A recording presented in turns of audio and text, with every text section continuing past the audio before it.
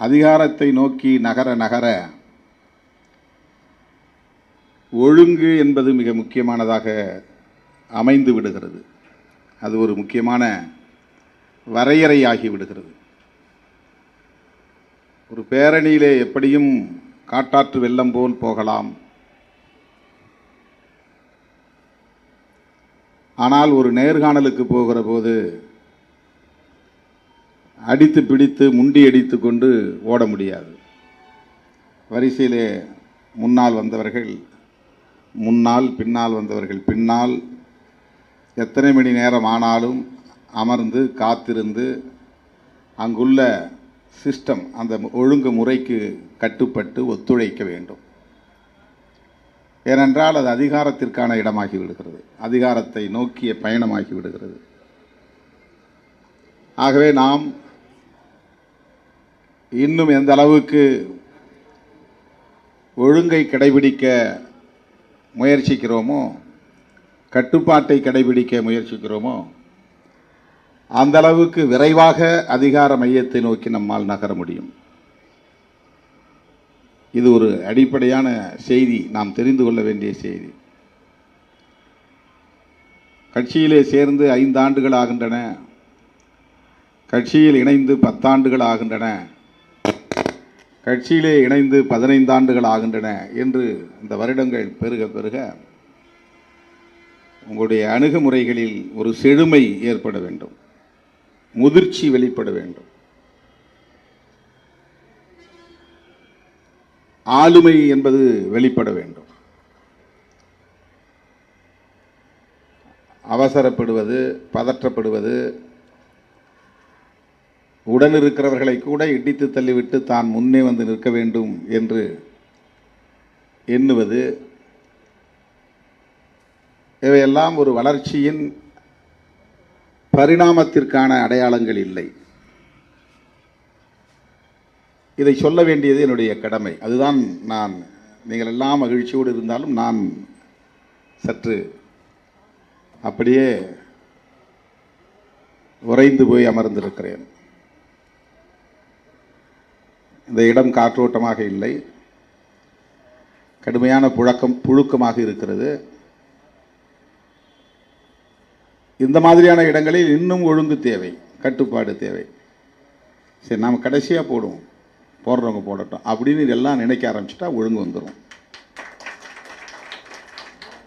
கூட வந்திருக்கவங்களை கூட நம்ம தான் அழைச்சி வந்திருப்போம் 20 பேரை. இந்த இடத்த வந்துட்டா 20 பேரையும் பின்னால் தள்ளிட்டு முன்னால் நாம் நிற்போம். அந்த நேரம் அந்த கேங்குங்கிற அந்த யூனிட்டி கூட இருக்காது. நாம் ஒரு குரூப், நாம் ஒரு கேங், நாம் 20 பேரும் ஒன்று அப்படின்னா ஒரு நல்ல தலைவன் அந்த 20 பேரையும் முன்னால் அனுப்பிச்சிட்டு கடைசியாக நிற்கணும். அவன் தான் நல்ல தலைவன். அங்கிருந்து வர்றவர்களும் தலைமை தாங்கி வந்துட்டு இங்கே வந்தோடனே எல்லாத்தையும் போகடா வெளியே இடித்து தள்ளிட்டு முண்டி அடிச்சுட்டு போய் முன்னால் நின்னா அவன் நல்ல தலைவனாக இருக்க முடியாது. விட்டு கொடுத்தல் என்பதுதான் தலைமை பண்பிலே மிக மிக முக்கியமானது. விட்டு கொடுத்துட்டா நாம் எப்படி வளர முடியும்? எவன் உன்னை தாண்டி முன்னால் போனாலும் நீ அதுக்குரிய ஸ்டஃபோடு இருந்தால் எல்லாரும் திருப்பி ஒன்றை நோக்கி தான் வருவாங்க. நான் தான் ஒரு கூட்டத்தில் பேசினேன், ஓரங்கட்ட நினைத்தாலும் ஒதுக்க நினைத்தாலும் நாங்கள் இருக்கிற இடமே மையம் என்றாகும் அப்படின்னு. நீ ஒரு இடத்தை ஃபிக்ஸ் பண்ணி இதுதான் சென்டர்னு நீ முடிவு பண்ணாத, என்னை ஓரங்கட்டி அதனால் ஒதுக்கலான்னு நினைக்காத. நீ எந்த இடத்துல என்ன ஓரங்கட்டியோ அந்த இடம் சென்டராக மாறும், அதுதான் எங்களுடைய போராட்டம் அப்படின்னு நான் ஒரு நிகழ்ச்சியில் பேசினேன். இதை நீங்கள் மைண்டில் வச்சுக்கணும். நீங்கள் ஓரமாக நினச்சி நின்னா கூட நான் பார்த்து கூப்பிடணும், தம்பி இங்கே வாங்க வாங்க வாங்க, நான் கூப்பிடணும். அதுதான் ஒரு அரசியலில், ஒரு களத்தில் கற்றுக்கொள்ள வேண்டிய ஒரு பண்பு. இது முதலில் தோழமையோடு உங்களோடு நான் பகிர்ந்து கொள்ள விரும்புகிறேன். ஏன்னா இதுக்கு பிறகு நீங்கள் என்னை போட்டு நசுக்கி மிதித்து கசக்கி பிழிஞ்சி தூக்கி எறிகிறதுக்கு தயாராக இருக்கிறீங்க அன்புங்கிற பெயரால். அதனால் அந்த பயம் எனக்கு இருக்குது. இடதுபுறமாக நின்று வந்து வலதுபுறமாக போகும். இந்த மாதிரி செஞ்சு பாருங்கள், அரை மணி நேரத்தில் எல்லாம் முடிஞ்சிடும். இங்கே ஏறி முன்னால் ஏறி இடது பக்கத்தில் ஏறி பின்னால் ஏறி, அதில் இந்த தலைமையகத்தில் இருக்கிறேன்னு சொல்லி ஒரு 10 பேர் இங்கே இருக்கிறாங்க. அவங்க வந்து என் தோல்ல ஏறிக்கிட்டு தொடையில ஏறிக்கிட்டு யாரையுமே கிட்ட விடாம, அது ஒரு பெரிய பிரச்சனையா இருக்கு. அவரோட சிந்தனை இங்க பாராட்டினாரு. தலைமையத்தில் இருக்கிறவங்கள பாராட்டுறாங்க. தலைமையத்தில் இருக்க இன்னும் ஒழுங்கா இருக்கணும், கட்டுப்பாடா இருக்கணும். எப்ப பார்த்தாலும் எல்லாத்துலேயுமே வந்து உங்க மூஞ்சியே காட்டிக்கிட்டு இருக்க கூடாது. கரெக்டா நான் எதிர்பார்த்தேன் பிடி ரவி அழிச்சு இப்படி போறான். நான் வந்து நின்ன பிறகுதான் வருவான் பாரு. நான் வந்து நின்ன பிறகு எங்கேயாவது ஒரு இடத்துல இருந்து கிராஸ் பண்ணுவான். இதெல்லாம் வந்து நகைச்சுவைக்காக நான் சொல்லுகிறேன் என்றாலும் கூட இதெல்லாம் மாறணும். வெளிப்படையாக பேசுகிறேன். இது சோசியல் மீடியா கூட போகட்டும். இதெல்லாம் மாறணும். ஏன்னா நம்ம வந்து அதிகாரத்தை பற்றி பேசிக்கிட்டு இருக்கிறோம். அதிகார மையம் என்பது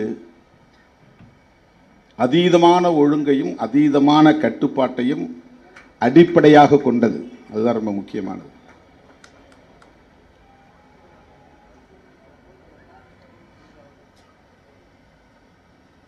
துப்பாக்கியில் குண்டு ரவை ஒன்று தான் போகுது. ஒன்று போகிறதுனால தான் அது கரெக்டாக குறியில் போய் அடிக்க முடியும். ஒரே நேரத்தில் எல்லாம் போச்சுன்னா அடிக்க முடியாது. ஒன்று தான் போகும். அப்போ தான் டார்கெட்டை கரெக்டாக குறி வச்சு அடிக்க முடியும். அருமை தோழர்களே, இது நான் உங்களில் ஒருவன் என்கிற உரிமையோடு பகிர்ந்து கொள்ள விரும்பிய செய்தி.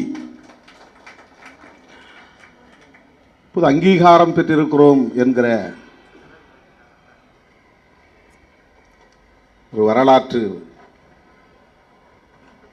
சாதனையை தோழர்கள் மகிழ்வோடு பகிர்ந்து கொண்டார்கள்.